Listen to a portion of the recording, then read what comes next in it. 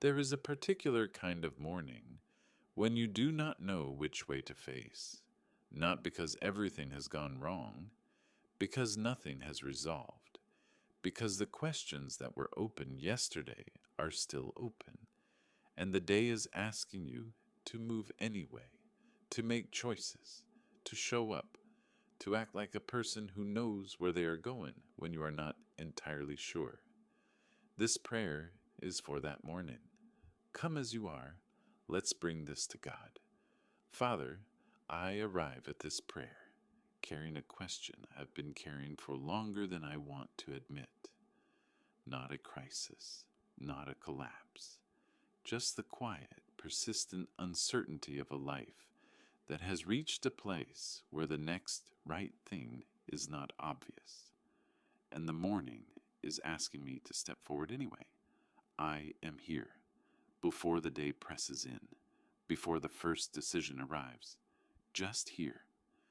Thank you for the fact that direction has found me before in seasons when I could not see it coming.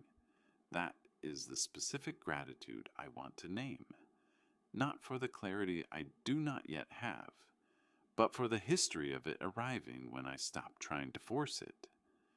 There have been moments when the right path opened, not because I worked harder at discernment, but because I got quiet enough to notice what was already there. Thank you for those moments. I am trusting this is one of the seasons that will eventually look like that. Now, here is the honest thing I've been reluctant to say. I have been treating the absence of clarity as a sign that I have done something wrong. That is the interior weight I have not examined until this moment. When direction does not come easily, when the answer does not arrive on the schedule I set for it, I have been reading that delay as evidence, as though the confusion is a consequence, as though a person walking closely enough with you would simply know. And my not knowing is proof of some distance I have created, some faithfulness I have failed to demonstrate.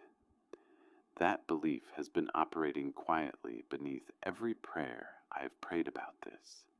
It has turned each unanswered question into a small indictment, and I think it is the belief, more than the uncertainty itself, that has been making this season so hard to inhabit, because I have been carrying the uncertainty and the self-accusation at the same time. And the second one has been heavier than the first. I am putting the self-accusation down this morning. The confusion is real. The verdict I have been building around it is not. Show me, Lord, the difference between the direction you are giving and the direction I am manufacturing, out of anxiety about not having one. That is the specific discernment I need. Not more options, not a louder sign. The ability to tell the difference between a door that is genuinely opening and one I am pushing on simply because the waiting has become intolerable. Give me patience that is not the same as passivity. The willingness to wait without reading the waiting as abandonment. Guard me today from the particular restlessness of a person who feels behind. The pull to decide something, anything, just to feel like I am moving. Protect me from motion that masquerades as faithfulness. From the version of action that is really just the discomfort of stillness, looking for an exit. Here is what your presence feels like when direction has not yet arrived. It is like the way a key fits a lock before the door has opened. The key is already in. The alignment is already there. Nothing has moved yet. No light, no visible change, no open threshold. But the fit is exact. The mechanism has already engaged. What comes next is simply the turning, and the turning will come. That is the place I am in.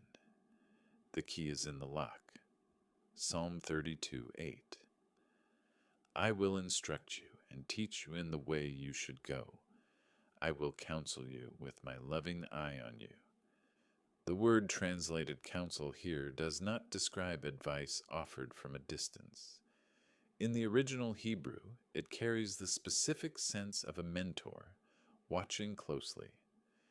The image is of an experienced guide whose eye tracks every movement of the one they are teaching, close enough to correct in real time, not sending direction from elsewhere but present, in the moment of the choice.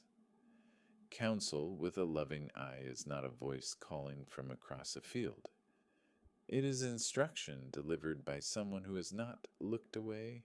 You have not looked away, Father. I trust you with what I cannot yet see, with the decision that is waiting and the timing I cannot control, with the version of me that keeps asking and the version that is learning to wait, without accusing herself of the waiting. Direction is already forming. I do not have to be there yet to trust the one who is. In Jesus' name I pray. Amen. Subscribe if this is the kind of morning you return to, when the next step is unclear and you need somewhere to begin before the day demands an answer.